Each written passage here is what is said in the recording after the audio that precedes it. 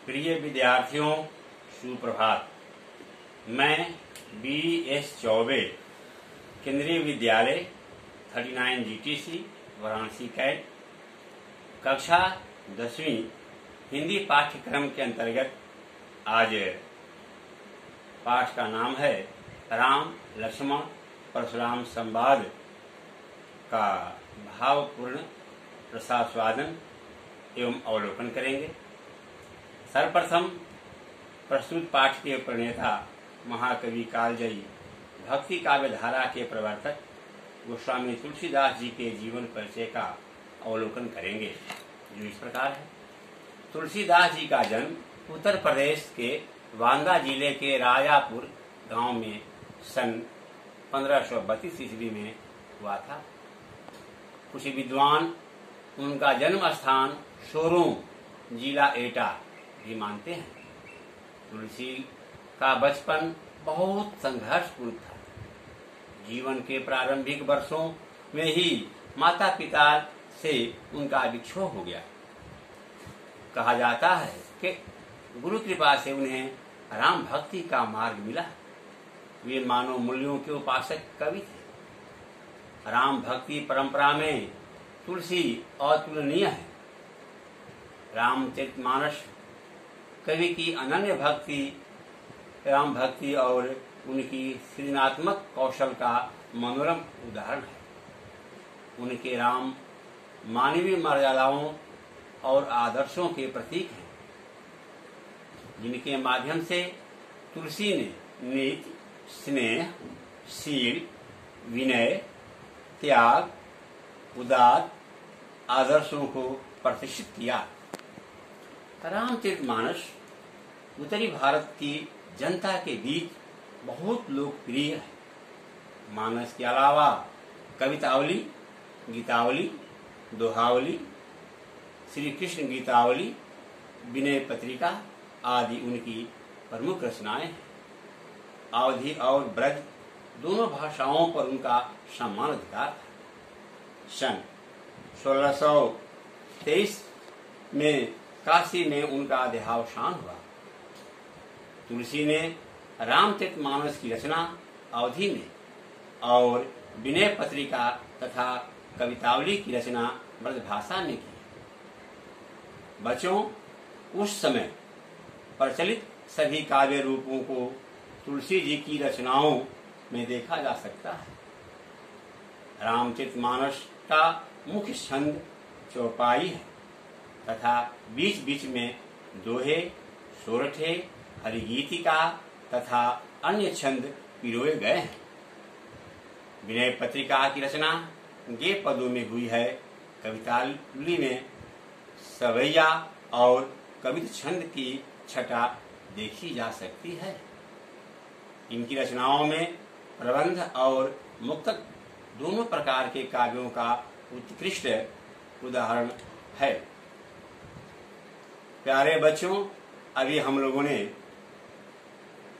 रामचरितमानस से संकलित राम लक्ष्मण परशुराम संवाद के रचयिता गोस्वामी तुलसीदास के संक्षिप्त जीवन परिचय का अवलोकन किया, रसास्वादन किया, उनका अध्ययन किया।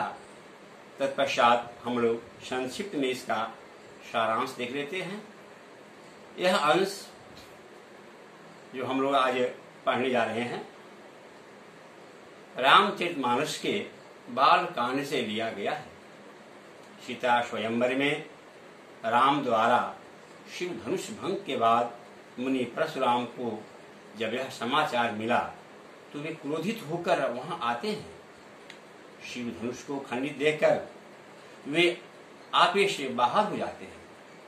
प्यारे बच्चों, राम के विनय और विश्वामित्र के समझाने पर तथा राम की शक्ति की परीक्षा लेकर अंततः उनका गुस्सा शांत होता है। इस बीच राम, लक्ष्मण और परशुराम के बीच जो संवाद हुआ है, उस प्रसंग को यहाँ प्रस्तुत किया गया है, जो आपके समक्ष 10वीं कक्षा में संकलित किया गया है, जिसका आज हम लोग सभी विद्यार्थी के साथ एक साथ रसास्वादन और उनका अनुसरण और अनुपालन करेंगे। परशुराम के क्रोध भरे वाक्यों का उत्तर लक्ष्मण व्यंग वचनों से देते हैं। इस प्रसंग की विशेषता है लक्ष्मण की वीर रस से पगी व्यंगोक्तियां और व्यंजना शैली की सरस अभिव्यक्ति।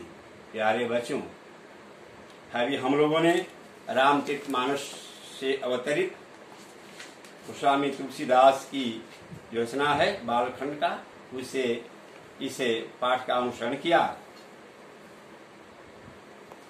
इस अंश में सीता स्वयंवर के अवसर पर धनुष भंग होने के कारण क्रोधित परशुराम राम लक्ष्मण के बीच जो संवाद हुआ है उसका हम लोग भावपूर्ण रसास्वादन करेंगे, जो इस प्रकार है।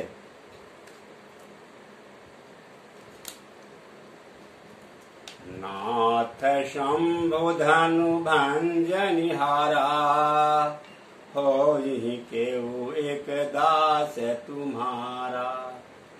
आये सुकाह कहिय किन मोही, सुनि रिसाई बोले मुनि कोही।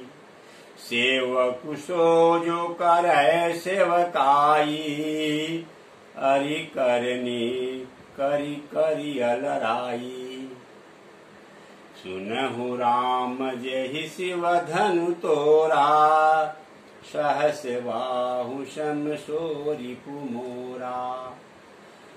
सो बिलगाऊ बिहाई समाजा, न तमारे जय हहि सब राजा।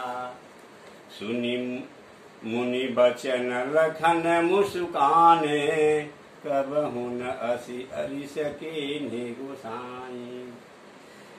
सुनि बनि बचन लखन मुस्काने, बोले परशुधर ही अवमाने। बहु धनु ही तोरी लरिकाई, कबहु न असिरि सके गोसाई। यही धनु पर ममता के ही हेतु, सुनि रिसाई कह भृग कुल केतु। हे नृप बालक काल बस, बोलत तो ही न संभार। धनु ही सम त्रिपुरारी धनु, विदित सकल संसार सियावर। बच्चों, आज हम लोग अभी इसे प्रथम अनुच्छेद का अनुपालन किया। हम लोग अभी इसे अनुच्छेद का कुछ जो पंक्तियां हैं उनका भावार्थ देख लेते हैं। तत्पश्चात आप भी अपने घर में इसका अनुकरण वाचन करिएगा। चलिए आज अब चलते हैं इसे अनुच्छेद की कुछ पंक्तियों का भावार्थ करने के लिए। जो इस प्रकार है। नाथ संबुधन भंजनिहारा, होई केहू एक दास तुम्हारा।